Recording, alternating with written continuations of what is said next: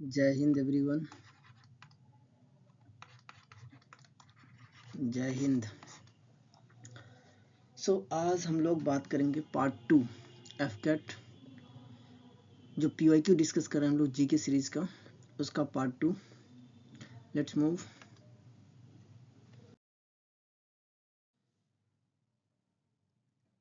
इस वीडियो में हम जस्ट पीवाईक्यू की ही बात करेंगे।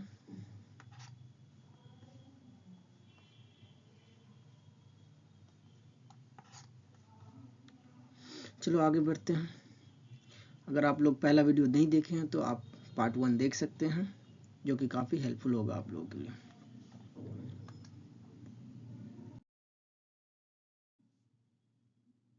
जो हमारा फर्स्ट क्वेश्चन है वो है, who among the following is the writer of mother India. So mother India is a book. अब उसके राइटर कौन है? मदर इंडिया जो बुक है उसके राइटर कौन है वो आपको बताना है। तो ये पीवाईक्यू क्वेश्चन है, तो यानी कि इससे ये पता चलता है कि बुक्स एंड ऑथर हमेशा क्वेश्चन आते हैं। बुक्स एंड ऑथर पे हम लोग जस्ट नेक्स्ट डे वीडियो बनाएंगे।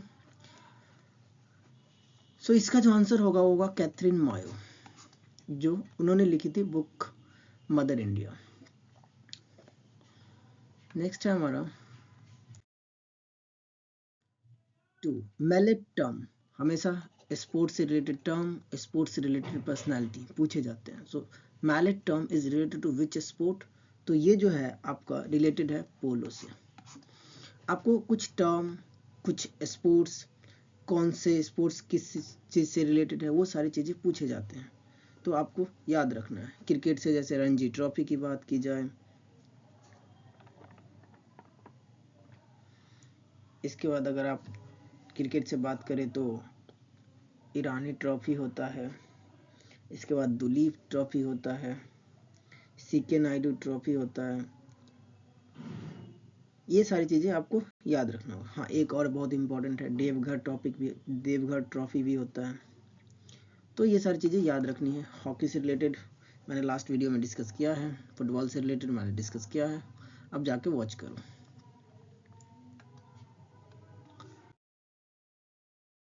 नेक्स्ट है, who among the following first person to take hattrick in a world cup? यानी कि हैट्रिक विकेट लिया किसने वर्ल्ड कप में? तो ये है हमारा चेतन शर्मा, फर्स्ट पर्सन, पहली बार तो है चेतन शर्मा। नेक्स्ट है capital of Barbados, most favourite topic, capital, currency, ये सब आते हैं। तो बारबाडोस का कैपिटल जो है वो आपका ब्रिजटाउन है। हम लोग नेक्स्ट वीडियो जो स्टैटिक जीके का नेक्स्ट सीरीज है वो हम लोग एक पार्ट 1 हमने कर चुका है, पार्ट 2 हम लोग करने वाले हैं, जल्द ही करेंगे हम। अगर आपने नहीं देखा है तो you should watch it. How many numbers of bodies in UNO? Last के वीडियो में मैंने डिस्कस किया था यूएन, इसके 6 बॉडीज हैं, जिसमें एक UN secretary council, United nation general assembly, United nation secretariat, United nation social and cultural, इसके बाद होता है एक ट्रस्टीशिप, और एक होता है इंटरनेशनल कोर्ट। ये 5-6 बॉडीज होती है यूएन में। नेक्स्ट है आर्टिकल 243। जैसे ही 243 देखो तो पार्ट आपको याद आना चाहिए। तो पार्ट 17 होता है 243 ऑफिशियल लैंग्वेज, जिसमें हमारे पास क्या है 22 ऑफिशियल लैंग्वेज है। ठीक है, उस अगर इस बात को आते हैं तो आपके पास अमेंडमेंट याद होना चाहिए कि कौन से अमेंडमेंट के साथ कौन सा ऐड हुआ था। जैसे इसके लिए 71st अमेंडमेंट इम्पॉर्टेंट है, इसके बाद आपका 21st अमेंडमेंट इम्पॉर्टेंट है, इसके बाद आपका 92 अमेंडमेंट। ये तीनों अमेंडमेंट पता होना चाहिए, तीनों में कुछ कुछ लैंग्वेज को ऐड किया गया है। जैसे 21 से सिंधी ऐड किया गया है, सिमिलरली यहाँ से बोडो, डोगरी, मैथिली, संथाली, ये सारी लैंग्वेज हो, इनसे ऐड किया। ये तीनों अमेंडमेंट आपको पता होना चाहिए, ऑफिशियल लैंग्वेज से रिलेटेड है। नेक्स्ट है,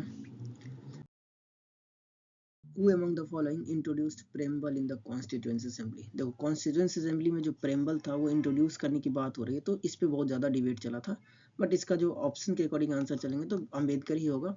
हालांकि जो ऑब्जेक्टिव रेजोल्यूशन जिसको जो था, जो नेहरू के द्वारा पास किया गया था, उसी को एज अ preamble रखा गया कॉन्स्टिट्यूशन। नेक्स्ट है हमारा ईरानी कप बहुत इंपॉर्टेंट है, कप से रिलेटेड क्वेश्चन अभी मैंने ऊपर भी डिस्कस किया कुछ कप क्रिकेट से रिलेटेड। सो ईरानी कप जो है वो आपका एसोसिएटेड है किस से, तो ईरानी कप जो है आपका क्रिकेट से एसोसिएशन है। Next one, the tropic of cancer does not passes through which country, किस कंट्री से ट्रॉपिक ऑफ कैंसर पास नहीं करता, इंडिया से करता ही है, अफ्रीकन कंट्री अल्जीरिया से करता है, इजिप्ट से करता है, ईरान से नहीं करता है, तो आंसर होगा हमारा Iran. Next, the metallic coin first used in India in which region, basically Bihar, eastern UP, southern India, central India, western India. So ये जो है हमारा बिहार और यूपी के रीजन में फर्स्ट टाइम जो है मेटेलिक कॉइन्स यूज किया गया था। Next one, cryolite is mainly found in which country, so cryolite generally mainly कहाँ मिलते हैं हमें, तो अभी तो आप लोगों को पता होगा, न्यूज़ चल रहा है काफ़ी ग्रीनलैंड को लेके, ग्रीनलैंड में मेनली पाया जाता है ये क्रायोलाइट, और ग्रीनलैंड काफ़ी रिच है रेयर अर्थ मेटल्स के लिए, इसी वजह से यूएस उस पर कंट्रोल करना चाहता है। So the answer will be Greenland. Now Hargobind Khorana won the Nobel prize, Hargobind Khorana को नोबेल प्राइज मिला है, किस फील्ड में मिला था, तो इसको मिला था फिजियोग्राफी यानी कि मेडिसिन में। तो इससे आपको नोबेल प्राइज पढ़ के जाना है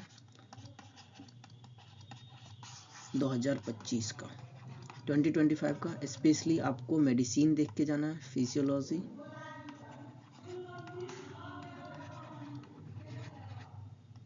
फिजियोलॉजी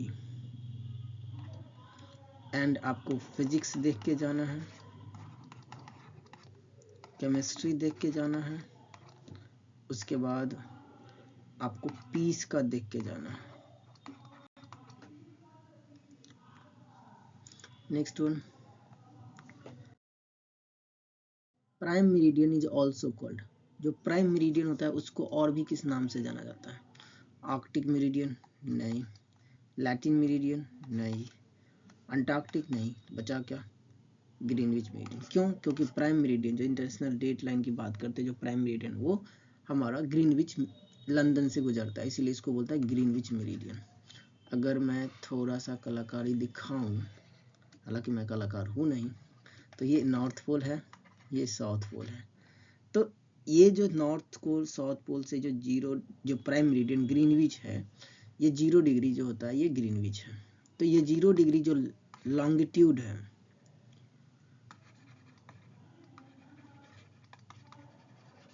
ये आपका प्राइम मेरिडियन कहलाता है। और ये आपका इक्वेटर है, 0 डिग्री इक्वेटर, ये आपका 23.5 नॉर्दर्न हेमिस्फीयर, तो ट्रॉपिक ऑफ कैंसर, ये Capricorn, again 23.5 degree southern hemisphere, similarly ऊपर हमारा आर्कटिक सर्कल, नीचे हमारा अंटार्कटिक सर्कल जो कि 66.5 सदर्न, 66.5 नॉर्दर्न, ये होते हैं 90 degree north pole south pole. Next है हमारा retreating monsoon occurs during which month, retreating monsoon का मतलब क्या, जब मानसून लौट रहा हो, तो रिट्रीटिंग मानसून के कारण क्या होती है, रेनफॉल भी होते कई बार साउथ इंडिया में, स्पेशली तमिलनाडु रीजन वगैरह में, और तो ये जो है किस मंथ में होता है, तो बेसिकली ये अक्टूबर के मंथ में होता है, रिट्रीटिंग मानसून अक्टूबर के मंथ में होता है। नेक्स्ट है हमारा doctor M S Subbulakshmi related to which, related with किस चीज से रिलेटेड है, तो वो जो है कर्नाटक जो है क्लासिकल म्यूजिक से रिलेटेड है सुब्बालक्ष्मी। नेक्स्ट हमारा which case Ram Prasad Bismil related, सो राम प्रसाद बिस्मिल किस केस से रिलेटेड है, तो आप सबको पता होगा काकोरी कॉन्स्पिरेसी, उसी से रिलेटेड है ये। नेक्स्ट हमारा है अकबर बुलंद दरवाजा विक्ट्री ओवर, अकबर बुलंद दरवाजा की बात करते हैं, वो बनाया था किसके, विक्ट्री गेन किया था तो गुजरात के ऊपर जब उसको विक्ट्री मिली थी तब जाकर उन्होंने बुलंद दरवाजा का निर्माण करवाया था। नेक्स्ट क्वेश्चन है what is the capital of Ghana. Ghana का कैपिटल जो है कारा, आकरा है, एकरा बोले या आकरा बोले, जो बोले आप। देन आप which of the following mountain passes not in India. कौन सा पास है जो इंडिया में नहीं है। रोहतांग पास सबको पता है इंडिया में, खाइबर पास, बारालाचा पास, लेपू लेक, जब उत्तराखंड की बात करते हैं लेपू लेक, माना, नीति, ये सब वहाँ पे मिलता है। बारालाचा पास जो कि आपको बारालाचा जम्मू एंड कश्मीर लद्दाख वाले रीजन को, जम्मू एंड कश्मीर और लद्दाख के बीच में रीजन को कनेक्ट करता है। ये खाइबर पास ये अफगानिस्तान में है, सो ये इंडिया में नहीं है, तो आंसर हमारा होगा खाइबर पास। अब यहाँ पे थोड़ा सा देख लो कुछ कुछ चीज़ें जो माउंटेन रेंज में आते हैं तो पूछे जाते हैं।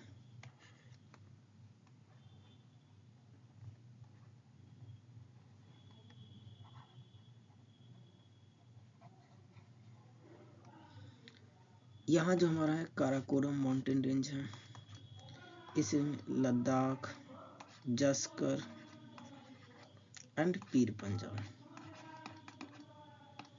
ये हमारा ग्रेटर माउंटेन है। इधर जाता है तो इस साइड जब यही माउंटेन जाते हैं तो उस साइड जब हमारा ये नॉर्थ ईस्टर्न स्टेट में पहुंचता है तो अरुणाचल, तो उधर से ये सिंटेक्सिल बैंड ऐसे करके मूव होता है और उसमें बनाता है ये नागा हिल्स, इसके बाद पटकाई बुम, लुसई हिल्स, इस तरीके से बनाता है जो कि मणिपुर वगैरह तक जाता है। नेक्स्ट है who wrote the book gone with the wind. Gone with the wind जो बुक है वो मार्गरेट मिचेल ने लिखा है। बुक्स एंड ऑथर बहुत इंपॉर्टेंट, हमेशा से क्वेश्चन आते हैं इस पे। Dravidian art associated with, Dravidian art जो है वो किस चीज से जुड़ा हुआ है, तो ये संगम लिटरेचर, संगम पीरियड की बात कर रहा है। देन आपका है where is UNIO, united nation of industrial development and organisation, इसके हेड क्वार्टर्स कहाँ है, तो इसके जो हेड क्वार्टर्स है वो आपके वियना में है, ऑस्ट्रिया।